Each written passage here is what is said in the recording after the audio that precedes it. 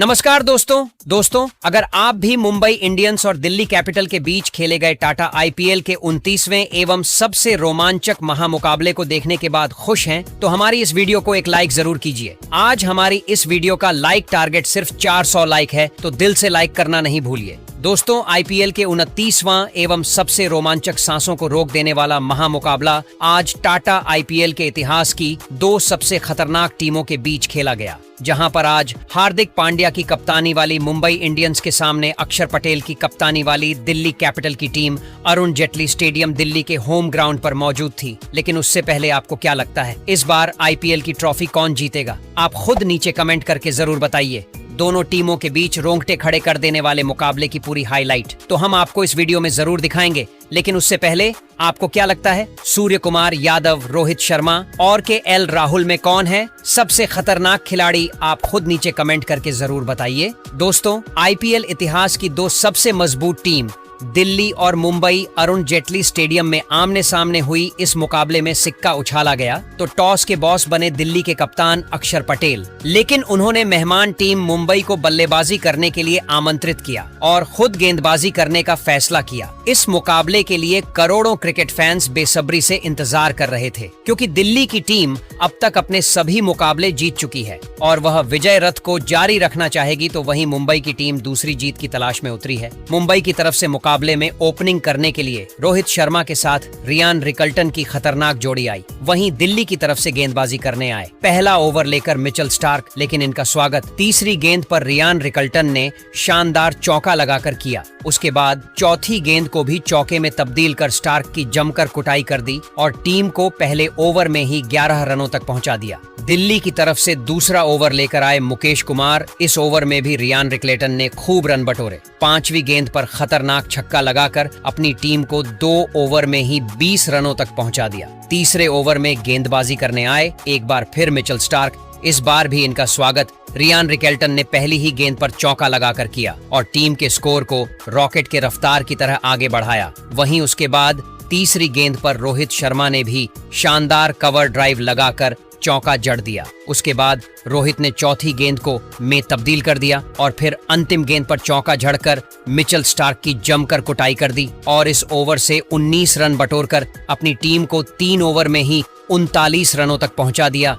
दिल्ली की तरफ से चौथे ओवर में गेंदबाजी करने आए एक बार फिर मुकेश कुमार शानदार गेंदबाजी कर रहे थे। मुंबई के बल्लेबाजों को परेशान करने की कोशिश कर रहे थे, लेकिन तभी अंतिम गेंद पर रियान रिकल्टन ने शानदार चौका जड़कर टीम को 4 ओवर में 45 रनों तक पहुंचा दिया। पांचवें ओवर में दिल्ली ने बॉलिंग में सबसे बड़ा बदलाव किया और इस बार गेंदबाजी के लिए बुलाया विप्रराज निगम को। निगम ने शानदार गेंदबाजी की और जाते जाते ओवर की अंतिम गेंद पर रोहित शर्मा को एलबीडब्ल्यू कर पवेलियन का रास्ता दिखा दिया। मुंबई इंडियंस को 47 रनों के स्कोर पर पहला बड़ा झटका लग गया। रोहित टीम के लिए केवल 18 रन बनाकर पवेलियन लौट गए। अब मैदान पर रियान रिकल्टन का साथ देने के लिए सूर्य कुमार यादव आ चुके थे। पावर प्ले का अंतिम ओवर लेकर आए दिल्ली की तरफ से मुकेश कुमार। इनका स्वागत पहले ही गेंद पर रियान रिकल्टन में शानदार चौका लगाकर किया और टीम के स्कोर को 50 रनों के पार पहुंचा दिया। वहीं चौथी गेंद पर सूर्य कुमार यादव ने शानदार छक्का लगाकर अपना खाता खोला और मुंबई के स्कोर को तेजी से आगे बढ़ाया और अपनी टीम के स्कोर को पावर प्ले के 6 ओवर में ही 59 रनों तक पहुंचा दिया। पावर प्ले के बाद 7वें ओवर में गेंदबाजी करने आए एक बार फिर विपराज निगम। इनका स्वागत पहले ही गेंद पर सूर्य कुमार यादव ने शानदार चौका झड़कर किया। उसके बाद रियान रिकल्टन ने 5वीं गेंद पर जड़ दिया और मुंबई के स्कोर को 7 ओवर में ही 73 रनों तक पहुंचा दिया। ये दोनों बल्लेबाज टीम के स्कोर को तेजी से आगे बढ़ा रहे थे। एक अच्छी साझेदारी पनपती हुई दिखाई दे रही थी। सूर्य कुमार यादव भी शानदार फॉर्म में नजर आ रहे थे। 8वें ओवर में दिल्ली कैपिटल ने एक बार फिर बॉलिंग स्पेल में बदलाव किया और गेंदबाजी करने के लिए कुलदीप यादव को बुलाया और कुलदीप नहीं आते ही चौथी गेंद पर मुंबई के सेट बल्लेबाज रियान रिकल्टन को क्लीन बोल्ड कर पवेलियन का रास्ता दिखा दिया और मुंबई की टीम को दूसरा बड़ा झटका 75 रनों के स्कोर पर लग गया। रियान रिकल्टन टीम के लिए 25 गेंद पर 41 रनों की पारी खेलकर पवेलियन लौट गए, लेकिन सूर्य कुमार यादव अभी भी मैदान पर टिके हुए थे। उनके साथ देने के लिए अब तिलक वर्मा आ चुके थे। इन दोनों खिलाड़ियों के कंधों पर टीम की पूरी जिम्मेदारी थी। तिलक ने आते ही शानदार चौका झड़कर अपना खाता खोला और टीम के स्कोर को 8 ओवर में 79 रनों तक पहुंचा दिया। 9वां लेकर आए खुद दिल्ली के कप्तान अक्षर पटेल, लेकिन इनका स्वागत तिलक वर्मा ने दूसरी गेंद पर खतरनाक छक्का लगाकर किया। लेकिन उसके बाद अक्षर पटेल ने शानदार गेंदबाजी की। इस ओवर में उन्होंने केवल 9 रन खर्च किए। मुंबई का स्कोर 9 ओवर में 88 रनों तक पहुंच गया। दिल्ली की तरफ से 10वां ओवर लेकर आए। एक बार फिर कुलदीप यादव पहले ही गेंद पर सूर्य कुमार यादव ने चौका झड़कर इनका स्वागत किया और टीम के स्कोर को तेजी से आगे बढ़ाया। लेकिन उसके बाद कुलदीप यादव ने अपनी फिरकी से बल्लेबाजों को खूब परेशान किया, एक एक रन के लिए तरसा दिया। मुंबई का स्कोर 10 ओवर में केवल 94 रन बन पाया। दिल्ली की तरफ से एक बार फिर 11वां ओवर लेकर आए अक्षर पटेल। इस बार इनका स्वागत दूसरी गेंद पर सूर्य कुमार यादव ने चौका झड़कर किया और फिर अंतिम गेंद पर तिलक वर्मा ने चौका झड़कर मुंबई के स्कोर को 11 ओवर में 104 रनों तक पहुंचा दिया। सूर्य कुमार यादव और तिलक वर्मा के बीच एक अच्छी साझेदारी पनपती हुई दिखाई दे रही थी। दोनों बल्लेबाज मैदान पर पूरी तरह से सेट हो चुके थे और दिल्ली के हर गेंदबाजों की जमकर कुटाई कर रहे थे। दिल्ली की तरफ से विकेट की तलाश में 12वां ओवर लेकर आए मोहित शर्मा, लेकिन दूसरी ही गेंद पर सूर्य कुमार यादव ने शानदार चौका झड़कर इनका स्वागत किया। फिर उसके बाद ओवर की अंतिम गेंद पर तिलक वर्मा ने छक्का झड़कर इस ओवर का अंत किया और अपनी टीम को 12 ओवर में ही 118 रनों तक इन दोनों बल्लेबाजों ने मिलकर पहुंचा दिया। मुंबई की तरफ से 13वां ओवर लेकर आए विपराज निगम, लेकिन इनका स्वागत सूर्य कुमार यादव ने अपने अंदाज में पहले ही गेंद पर खतरनाक छक्का लगाकर किया। उसके बाद दूसरी गेंद पर सूर्य कुमार यादव ने चौका जड़ दिया और फिर चौथी गेंद पर तिलक ने भी चौका जड़कर विपराज की जमकर कुटाई कर दी। इस ओवर से 17 रन बटोरकर अपनी टीम को 13 ओवर में ही 135 रनों तक पहुंचा दिया। दोनों खिलाड़ियों के बीच 50 रनों से अधिक की साझेदारी भी पूरी हो गई। दिल्ली को लगातार विकेट की तलाश थी। 14वें ओवर में गेंदबाजी करने आए कुलदीप यादव और इस बार उन्होंने पहले ही गेंद पर अपनी फिरकी में सूर्य कुमार यादव को फंसा लिया। मुंबई इंडियंस को 135 रनों के स्कोर पर तीसरा बड़ा झटका लग गया। सूर्य कुमार यादव टीम के लिए 28 गेंद पर 40 रनों की पारी खेलकर पवेलियन लौट गए, लेकिन तिलक वर्मा अभी भी मैदान पर टिके हुए थे। उनके साथ देने के लिए अब खुद कप्तान हार्दिक पांड्या आ चुके थे। इन दोनों खिलाड़ियों के कंधों पर टीम की पूरी जिम्मेदारी आ चुकी थी। इन दोनों ने मिलकर टीम को 14 ओवर में 138 रनों तक पहुंचा दिया। दिल्ली की तरफ से विकेट की तलाश में 15 ओवर लेकर आए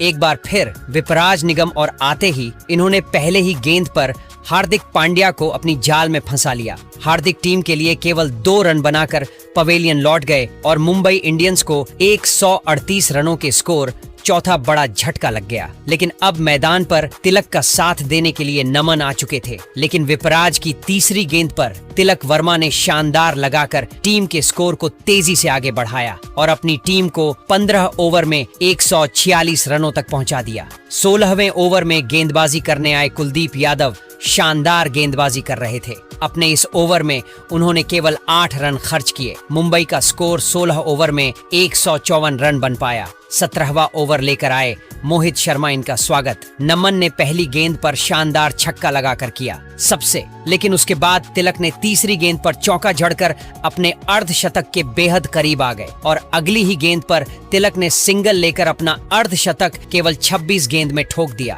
और मुंबई के स्कोर को 17 ओवर में 167 रनों तक पहुंचा दिया। दिल्ली की तरफ से 18वां ओवर लेकर आए एक बार फिर मिचेल स्टार्क, लेकिन इस बार उनकी कुटाई नमन धीर ने जमकर कर दी। दूसरी और तीसरी गेंद पर लगातार 2 चौका जड़ दी और फिर अंतिम गेंद पर तिलक ने भी चौका जड़कर मुंबई इंडियंस को 18 ओवर में 180 रनों तक पहुंचा दिया। 19वें ओवर में गेंदबाजी करने आए मोहित शर्मा, लेकिन इस ओवर में इन दोनों बल्लेबाजों ने मिलकर उनकी जमकर कुटाई कर दी। 14 रन बटोरकर अपनी टीम को 19 ओवर में ही 194 रनों तक पहुंचा दिया। अंतिम ओवर में गेंदबाजी करने आए मुकेश कुमार, इनका स्वागत नमन ने दूसरी गेंद पर शानदार चौका लगाकर किया और मुंबई को 200 रनों तक पहुंचा दिया। लेकिन चौथी गेंद पर तिलक अपना विकेट खो बैठे और मुंबई की टीम ने दिल्ली के सामने 20 ओवर में 205 रनों का लक्ष्य खड़ा कर दिया। जिसमें नमन ने 17 गेंदों में नाबाद 38 रन बनाए 206 रन के विशाल लक्ष्य का पीछा करने उतरी।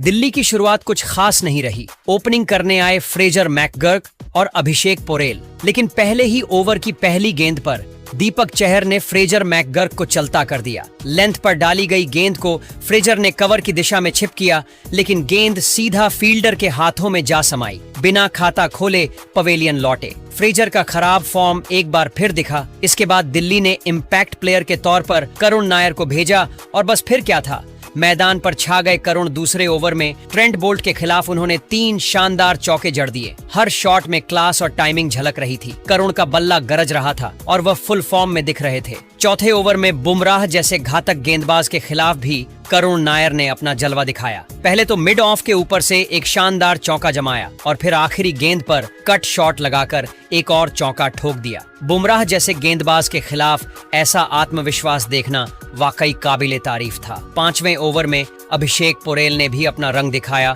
और एक खूबसूरत चौका जड़ा। करुण ने भी इस ओवर में एक और चौका लगाया और देखते ही देखते दिल्ली का स्कोर 5 ओवर में 50 रन पार कर गया। शुरुआत में झटका लगने के बावजूद करुण नायर ने पारी को संभाला और दिल्ली को मजबूत शुरुआत दिलाई। दिल्ली की पारी में छठा ओवर जैसे करुण नायर के नाम ही लिखा था। बुमराह जैसे विश्व स्तरीय गेंदबाज के सामने करुण ने जो आत्मविश्वास और आक्रामकता दिखाई वह देखने लायक था। ओवर की पहली ही गेंद पर करुण ने एक शानदार हुक शॉट खेलते हुए गेंद को डीप बैकवर्ड स्क्वायर लेग के ऊपर से के लिए भेज दिया। बुमराह जैसे गेंदबाज को इस तरह की सजा मिलते हुए कम ही देखा गया है। तीसरी गेंद पर भी करुण ने कोई रहम नहीं दिखाया और एक क्लासिक कवर ड्राइव के जरिए चौका ठोक दिया। फिर 5वीं गेंद पर बुमराह ने धीमी गेंद डाली, लेकिन करुण नायर पहले से तैयार थे। उन्होंने खूबसूरत टाइमिंग के साथ गेंद को लॉन्ग ऑफ के ऊपर से हवा में उड़ाते हुए एक और शानदार जमा दिया। यही नहीं रुके। करुण इसी ओवर में उन्होंने 2 रन लेकर सिर्फ 22 गेंदों में अर्धशतक पूरा किया। आईपीएल में वापसी करते हुए ऐसी धमाकेदार पारी से उन्होंने अपने आलोचकों को करारा जवाब दिया। स्टेडियम में मौजूद दर्शकों ने खड़े होकर उनका स्वागत किया और डगआउट में बैठे उनके साथी खिलाड़ी भी उन्हें स्टैंडिंग ओवेशन दे रहे थे। पावर प्ले के 6 ओवर पूरे होने तक दिल्ली का स्कोर मात्र 1 विकेट पर 62 रन हो चुका था और करुण की तूफानी बल्लेबाजी जारी थी। दूसरी तरफ अभिषेक पोरेल ने भी समझदारी से खेलते हुए उनका शानदार साथ निभाया। दोनों के बीच की केमिस्ट्री कमाल की थी। स्ट्राइक रोटेशन से लेकर बाउंड्री लगाने तक सब कुछ बेहतरीन तालमेल से हो रहा था। पावर प्ले के बाद भी दिल्ली की रफ्तार कम नहीं हुई। हर ओवर में कम से कम 1 बाउंड्री देखने को मिल रही थी। रन रेट 10 से ऊपर बना हुआ था और मुंबई के गेंदबाजों पर दबाव साफ दिख रहा था। सिर्फ 9 ओवर में ही टीम का स्कोर 100 रन के पार पहुंच गया। 10वां ओवर लेकर आए थे कप्तान हार्दिक पांड्या, लेकिन करुण नायर आज किसी को नहीं बख्शने वाले थे। उन्होंने ओवर की लगातार 2 गेंदों पर पहले एक शानदार और फिर एक बेहतरीन चौका जड़ दिया। 11वां ओवर चल रहा था। अब तक करुण नायर एक छोर पर आग उगल रहे थे और दूसरे छोर से अभिषेक पोरेल ने भी 33 रन की शानदार पारी खेली थी। लेकिन तभी कर्ण शर्मा ने वह कर दिखाया जो मुंबई को चाहिए था। पोरेल को चलता किया। 25 गेंदों पर 33 रन बनाकर पोरेल पवेलियन लौटे और मैदान पर उतरे। केएल राहुल स्टेडियम में तालियों की गूंज थी, लेकिन बैकफुट पर जाती दिल्ली को अब एक लीडर की जरूरत थी। दूसरे छोर पर करुण नायर की पारी मानो किसी तूफान की तरह बह रही थी। चौके की बरसात हो रही थी। मुंबई के गेंदबाजों की हालत पतली हो चुकी थी, लेकिन फिर आया वो ओवर जिसने पूरे मैच की दिशा ही बदल दी। 14वां ओवर लेकर आए मिशेल सेंटर सामने थे करुण नायर, जो तब तक 40 गेंदों में 79 रन बना चुके थे। लेकिन क्रिकेट की खूबसूरती भी इसी में है, एक गेंद सब कुछ बदल सकती है। सेंटनर ने एक कमाल की गुड लेंथ गेंद डाली जो ऑफ स्टंप पर पिच होकर तेजी से बाहर निकली। करुण का बल्ला घूमा, लेकिन गेंद ने बाहर का किनारा चूमते हुए सीधे ऑफ स्टंप को उड़ा दिया। करुण नायर की जादुई पारी का अंत हो गया। पूरा मैदान उनके सम्मान में तालियों से गूंज उठा। उन्होंने अपना बल्ला उठाकर फैंस को सलाम किया। इसके बाद आए कप्तान अक्षर पटेल, जो पहले ही गेंद पर चौका ठोककर अपने इरादे जाहिर कर चुके थे। अगले ही ओवर में उन्होंने बुमराह को भी चौका लगाया। लग रहा था अक्षर भी इस कहानी को आगे लेकर जाएंगे, लेकिन बुमराह ने बदला ले लिया। अगली ही गेंद पर एक स्लोअर डिलीवरी डालते हुए अक्षर को बैकफुट पर लाकर गलती करवाई। गेंद हवा में उठी और सूर्य कुमार यादव ने आसान कैच लपक लिया। दिल्ली को लगा इससे बुरा कुछ नहीं हो सकता, लेकिन अगला ओवर और भी कहर लेकर आया। कर्ण शर्मा एक बार फिर चमके और इस बार निशाना बने। ट्रिस्टन स्टब्स एक फ्लाइटेड गेंद को स्टब्स ने कवर की दिशा में खेलने की कोशिश की, लेकिन टाइमिंग चूक गए। गेंद हवा में गई और एक बार फिर सूर्य कुमार यादव ने आसान कैच पकड़कर दिल्ली को गहरा झटका दे दिया। अब दिल्ली का स्कोर था 145 पर 5 विकेट। एक वक्त जो मुकाबला दिल्ली की मुट्ठी में लग रहा था वो फिसलता जा रहा था, लेकिन यहाँ से केएल राहुल और युवा बल्लेबाज आशुतोष शर्मा ने मोर्चा संभाला। दोनों ने धीरे धीरे पारी को संभालते हुए स्ट्राइक रोटेट की। अब आखिरी 5 ओवरों में दिल्ली को जीत के लिए 50 रन चाहिए थे, लेकिन फिर पारी के 16वें ओवर में दिल्ली को बड़ा झटका लगा जब कर्ण शर्मा ने सेट हो रहे केएल राहुल का विकेट झटक लिया। राहुल ने 13 गेंदों में 15 रन बनाए थे। दिल्ली के डगआउट में थोड़ी हलचल दिखाई दी, क्योंकि अब रन रेट लगातार बढ़ता जा रहा था। इसके बाद आए युवा बल्लेबाज विपराज निगम, जिनके कंधों पर अब पारी को रफ्तार देने की जिम्मेदारी थी। 18वें ओवर में विपराज ने जैसे ही बल्ला घुमाया, मैदान में जोश लौट आया। ओवर की पहली ही गेंद पर उन्होंने मिचेल सेंटनर को लॉन्ग ऑन के ऊपर से गगनचुंबी छक्का जड़ दिया। अगली ही गेंद पर शानदार टाइमिंग से चौका ठोक दिया और मैदान में दिल्ली के फैंस एक बार फिर से उम्मीद में झूम उठे। लेकिन सेंटनर अनुभवी गेंदबाज हैं। उन्होंने जाल बिछाया और 5वीं गेंद पर वही हुआ जो मुंबई को चाहिए था। विपराज ने आगे बढ़कर बड़ा शॉट खेलने की कोशिश की, लेकिन चूक गए और विकेटकीपर ने बिना देर किए स्टंपिंग कर दी। विपराज निगम सिर्फ 14 रन बनाकर पवेलियन लौट गए। अब क्रीज पर बचे थे आशुतोष शर्मा और मिचेल स्टार्क। स्कोर बोर्ड पर 23 रन बाकी थे। 19वें ओवर में बुमराह की पहली गेंद पर कोई रन नहीं मिला, लेकिन अगली 2 गेंदों पर आशुतोष ने कमाल कर दिया। पहले एक जबरदस्त रिवर्स रैंप से चौका और फिर अगली गेंद पर एक एज से 4 रन और जोड़ दिए। अब दिल्ली के हाथ में लग रहा था मुकाबला, लेकिन फिर शुरू हुआ बर्बादी का सिलसिला। चौथी गेंद पर आशुतोष ने गेंद को पॉइंट की तरफ खेला और दूसरा रन चुराने की कोशिश की, लेकिन एक सटीक थ्रो आया और आशुतोष रन आउट हो गए। अगली गेंद पर कुलदीप यादव भी दूसरा रन लेते हुए रन आउट हो गए और फिर छठी गेंद पर मोहित शर्मा भी रन लेते वक्त टकरा गए और रन आउट हो गए। 3 गेंदों पर 3 रन आउट, पूरा स्टेडियम सन्न रह गया। इस तरह दिल्ली 19 ओवर में 193 रन पर ऑन आउट हो गई। मुंबई ने इस मैच को 12 रनों से जीता। तो दोस्तों, आपके हिसाब से दिल्ली की इस हार की वजह क्या है और मुंबई की इस जीत का हीरो कौन है? कमेंट जरूर करें। दोस्तों, दिल्ली के ऊपर मुंबई की बड़ी जीत के बाद पॉइंट्स टेबल में हो गए बड़े बदलाव। मुंबई को पहुंचा जबरदस्त फायदा। इसके साथ साथ दिल्ली राजस्थान की हो गई हालत खराब और पॉइंट्स टेबल पूरी तरह बदल चुका है। तो आइए दोस्तों, जानते हैं कि आईपीएल के 28-29 मैच खत्म हो जाने के बाद अब पॉइंट्स टेबल में क्या बड़े बदलाव हुए हैं। तो दोस्तों, इस समय नंबर 10 पर चेन्नई की टीम पहुंच चुकी है और उनका हाल पूरी तरह बद से बदतर हो चुका है। जहां उन्होंने 6 में से केवल 1 मैच जीता है, 5 हारे हैं। उनके नेट रन रेट 1.554 है और उनके 2 ही पॉइंट हैं। इसके बाद 9वें नंबर पर मुंबई पहुंच चुकी है। मुंबई ने 1 मैच जीता है, 4 हारे हैं।